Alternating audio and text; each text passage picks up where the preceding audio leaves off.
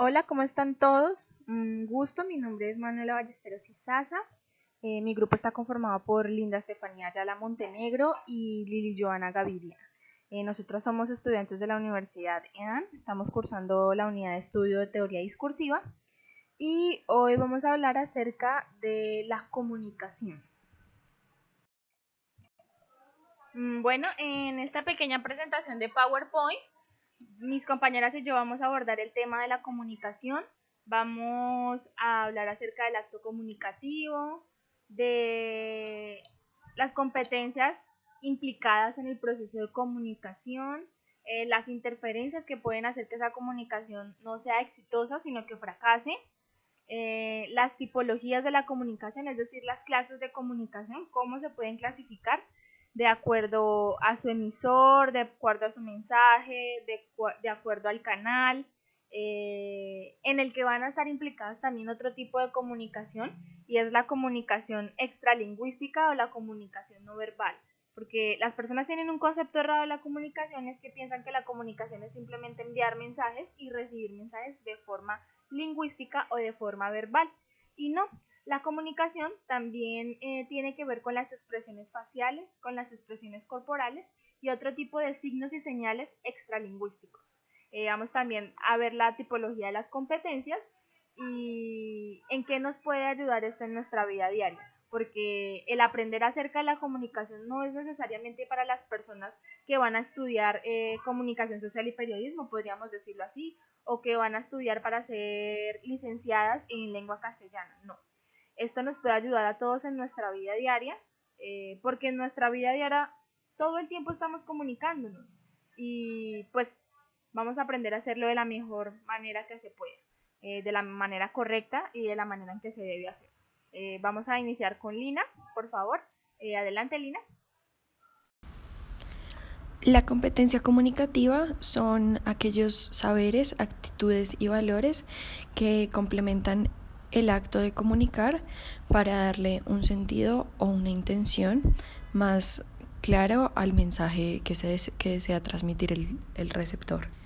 Teniendo en cuenta la lectura del capítulo 1 del libro Competencias en la comunicación hacia las prácticas del discurso, algunas de las competencias que se deben tener en cuenta son la competencia ideológica, que hace referencia a, por ejemplo, la religión, las preferencias políticas que se tiene, que tienen las personas, ya que al reconocer esta organización social nos permite tener una ubicación más clara para poder transmitir un mensaje correcto.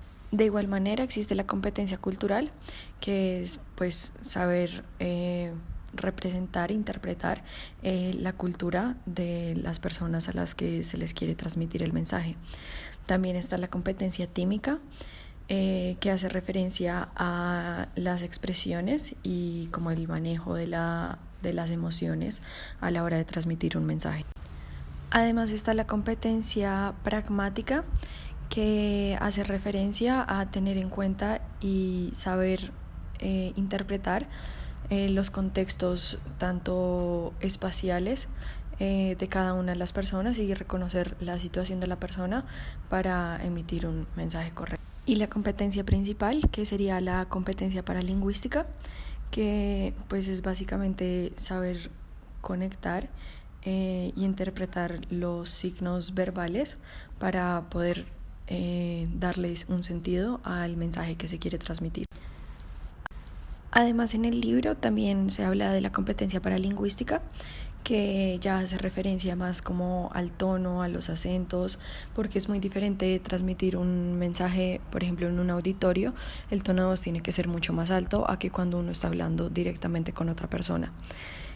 También está la competencia kinésica, que es el manejo ya de los gestos, de las miradas, de las expresiones que uno hace con la cara para pues poder transmitir el mensaje dependiendo si uno está bravo, triste, feliz.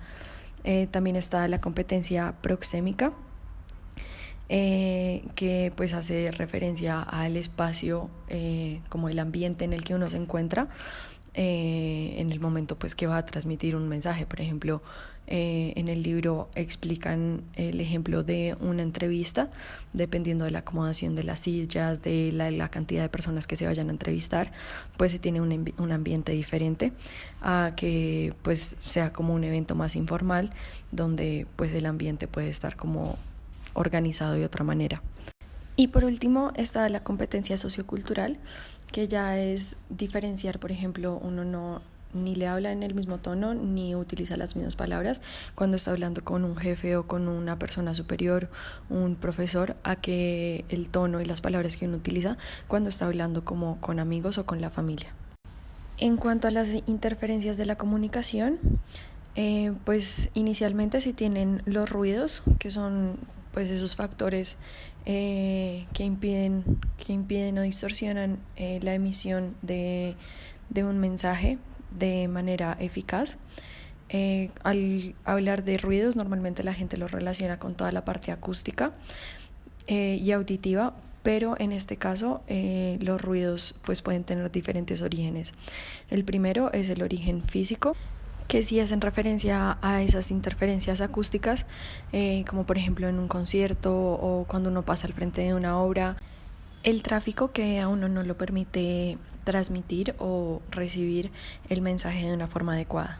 También están los factores psicológicos, que ya hablan como de deficiencias, por ejemplo, si uno no escucha bien o si uno tiene alguna dificultad para hablar, pues también van a representar un ruido. O por ejemplo, cuando uno pues tiene que transmitir un mensaje triste, pues debe pues tener como una actitud triste, porque si la transmites con otra actitud podrías estar dando a entender otro mensaje. Y están los ruidos de tipo de origen técnico, que ya hacen referencia a, por ejemplo, si están transmitiendo un mensaje coherente, pero la persona que lo está recibiendo no conoce acerca del tema, no entiende la información que le están dando por falta de conocimiento o porque también le están hablando otras personas, entonces eso dificulta que la persona pueda entender el mensaje. Otra interferencia son las barreras, que son factores que impiden la mayor parte de la comunicación. Están las barreras psicológicas, que es por ejemplo cuando uno no se lleva bien con una persona y la tiene que ver todos los días, pero igualmente no se habla con esa persona, no se comunica ni determina a la persona, pues no va a existir ningún tipo de comunicación. Están también las barreras físicas, que es cuando no se tiene contacto como físico personal con la persona a la cual pues se le quiere transmitir el mensaje, y pues tampoco se tiene como ningún medio de comunicación. Por ejemplo, si me quiero comunicar con mi amigo que está en el Amazonas pero no tiene cómo llamarme, no tiene cómo escribirme, pues ahí va a haber otra barrera. Y están las barreras técnicas, que ya es cuando se tiene contacto y se tiene la intención de hablar con la otra persona, pero por ejemplo por la diferencia de idiomas, pues uno no se puede comunicar con la otra persona. Por último está la interferencia de los rumores, que es la que uno más debe evitar, porque es cuando uno está transmitiendo información de la cual no tiene certeza o es información errónea. Entonces este tipo de informaciones pues pueden dañar la imagen de otra persona y pueden perjudicar a otra persona, y pues uno debe evitar a toda costa comunicar ese tipo de mensajes. Empecemos por indicar que las relaciones humanas tienen como requisito que exista una comunicación eficaz entre los miembros de un grupo para que éstas sean armoniosas y saludables. Vamos a concentrarnos en el concepto de comunicación. Se define como la acción de compartir emociones, ideas, experiencias, opiniones y de emitir mensajes empleando signos y palabras. Ahora, la práctica comunicativa incluye el acto, que implica una acción unitaria que es social o compartida, y a través de esta se produce un enunciado con sentido sobre el mundo real que va con destino a otra persona por medio de un código y de un contexto. Los actos comunicativos no se pueden producir aislados porque se encadenan en la acción de discurso. El discurso es un conjunto de enunciados con el que se expresa de forma oral escrita un pensamiento, un sentimiento, un deseo o un razonamiento. Hablemos ahora de la significación. La significación asocia un ser, un objeto, una noción a un suceso o a un signo que sea susceptible de producirlo. Esta se clasifica en representativa, que pertenece a la cotidianidad de la vida, la expresividad afectiva, que evoca estética, actitud, valores y emociones, y de significados connativo. Connativo quiere decir que intenta dirigir la conducta del oyente, interactivos, socioculturales o apelativos que incluyen órdenes y solicitudes afectivas. Continuamos con la tipología de la comunicación, es decir, cómo se puede clasificar una comunicación determinada mediante 9 criterios. El primer criterio que vamos a analizar es el criterio acerca del grado de participación del emisor y destinatario o receptor, que puede ser recíproco o puede ser unilateral. En el caso del recíproco es cuando hay un continuo cambio de papeles de emisor y destinatario, es decir, no simplemente hay un rol establecido, sino que cualquiera de las dos personas que haga parte de esta comunicación puede ser tanto el emisor como el receptor. Un ejemplo claro pues es un diálogo, una conversación o una entrevista. Y en el caso de lo unilateral es cuando no hay cambio de papeles, es decir, en este caso sí hay un rol específico, el emisor se limita a transmitir el mensaje y el receptor se limita a recibir ese mensaje y codificarlo. Un ejemplo puede ser un aviso radial, una cartelera o un discurso oratorio. En el caso del aviso radial, pues la persona que está emitiendo ese mensaje a través de la radio simplemente se limita a leer el mensaje y a transmitirlo por medio de la radio, y la persona que lo está escuchando simplemente lo recibe y puede pensar en qué le afecta eso en su vida diaria. El segundo tipo de criterio es tipo de emisor y destinatario, que puede ser interpersonal o puede ser colectivo. En cuanto a la interpersonal, es una relación entre persona y persona, y el medio por el que se hace este mensaje es el lenguaje oral. Entonces puede ser una entrevista cara a cara o una conversación un poquito más formal, podríamos decirlo así. En cuanto a lo colectivo, es cuando el emisor puede ser una persona o una institución y el destinatario una colectividad. Entonces puede ser una comunicación televisiva, una comunicación radial, una comunicación por prensa o en el cine. El tercer criterio es el tipo de código, que puede ser lingüístico y extralingüístico, o verbal y no verbal. En el caso del tipo de código lingüístico, se transmite por el medio natural, lenguaje hablado, y el ejemplo puede ser una comunicación oral y escrita en todas sus formas y en todas sus clasificaciones. Y en cuanto a lo extralingüístico, es algo que va más allá de lo netamente verbal, lo netamente hablado. Puede ser un signo, una señal, emoticones, y en este caso, pues digámoslo así, por poner un ejemplo, una señal de tránsito puede comunicarnos algo sin necesidad de haber una palabra de por medio. Entonces también puede ser una canción, un comunicado de prensa o un aviso publicitario. El quinto criterio es el estilo del mensaje, que puede ser formal o informal.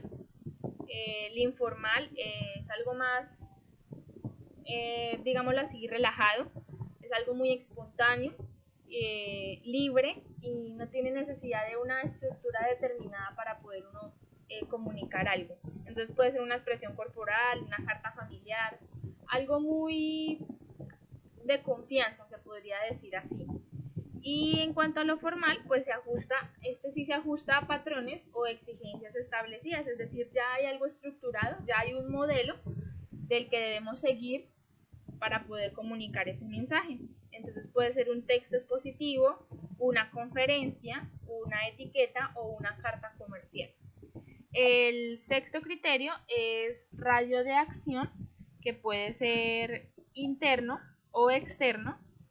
En el caso del interno, pues no trasciende a la comunidad o a la institución, es algo relativamente muy cerrado, algo muy pequeño. Entonces puede ser una cartelera, una orden o un memorando. Y en cuanto al externo, pues ya sí trasciende a la comunidad o la institución, es algo abierto, algo, digámoslo, al público. Entonces puede ser un cuadro en exposición y un aviso general. Entonces pues no hay un determinado público para que pueda recibir este mensaje, sino es algo muy externo o informal, se podría decir así. El séptimo criterio pues es la naturaleza del canal. Hay 3 tipos en este caso: oral, audiovisual y visual. El oral pues es de la naturaleza vocal auditiva, como una grabación, una conversación o un mensaje radial. El audiovisual pues impresiona el oído, tanto el oído como la vista. Entonces puede ser el cine, la televisión y el video.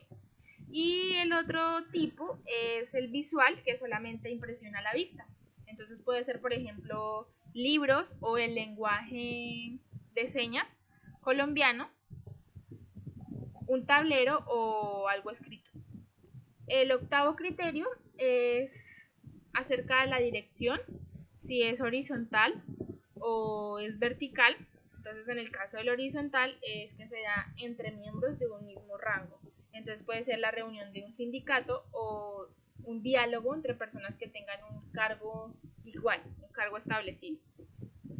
Y el vertical es un flujo comunicativo entre personas de mayor a menor rango o viceversa. Entonces puede ser leyes, decretos, solicitudes. Y el noveno criterio es extensión del canal, que puede ser directa o indirecta. La directa es que se da a través de canales simples y que implica necesariamente la presencialidad.